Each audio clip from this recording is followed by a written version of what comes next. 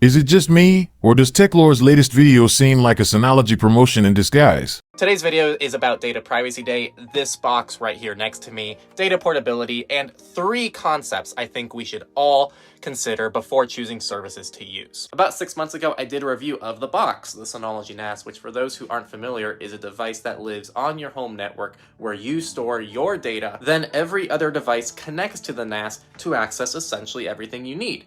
The beauty is it's self-hosted by you and the data is yours, and the Synology suite aims to replace the common services you're probably aware of like Google Photos, Google Docs, iCloud, and really anything if you really want to dig into it. So similar to TikTok, you can make Google Photos better, or you can just opt for something that not only allows you to actually own your data, but doesn't trap you into an ecosystem. To speak to this, there's the current Apple situation in the EU where Apple is doing everything possible to prevent you from installing apps as you please, which is an option people on Android have had since essentially its entire existence. If you're stuck in the Apple ecosystem, it's going to be hard to move away when events like this happen because ultimately you have little data ownership, which locks you into that Apple ecosystem. Which, hey, we do sometimes praise for doing some good things. I'm not fully against the ecosystem, but you are ultimately still, for better or for worse, in an Apple ecosystem.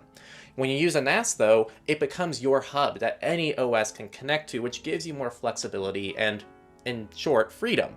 This is how everyone who needs to access our NAS back here uses a different operating system, because the NAS is an independent device that's free of these ecosystems that are artificially, I guess, created by these companies.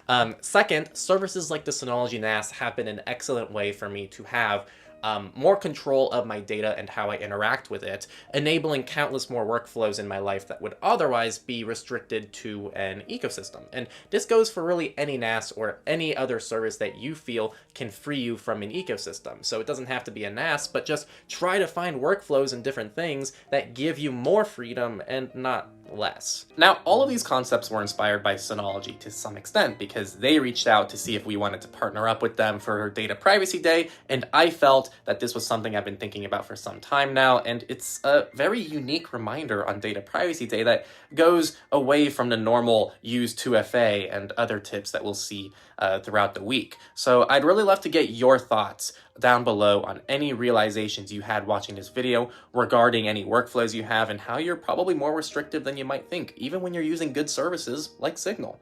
And lastly, go watch that original Synology NAS review to see just how powerful one of these things can be for your workflow and how it can give you a lot of freedom. See you in that video. I highly recommend watching that review, and see you next time on Techlore. Here's the length of the original video. And here's the combined length of the Synology segments. The video is supposed to offer tips to beating big tech, and yet nearly 50% of it is dedicated to selling Synology to the viewer. Call me crazy, but partnering with Synology and dedicating nearly half the video to them sounds like a sponsorship video, instead of a video for privacy strategies. For the record, I have nothing against Synology themselves. But disguising a Synology advertisement as a tips video is very deceptive and disingenuous. At least have the balls to be honest with viewers and not do this shady shit just to promote a sponsorship deal.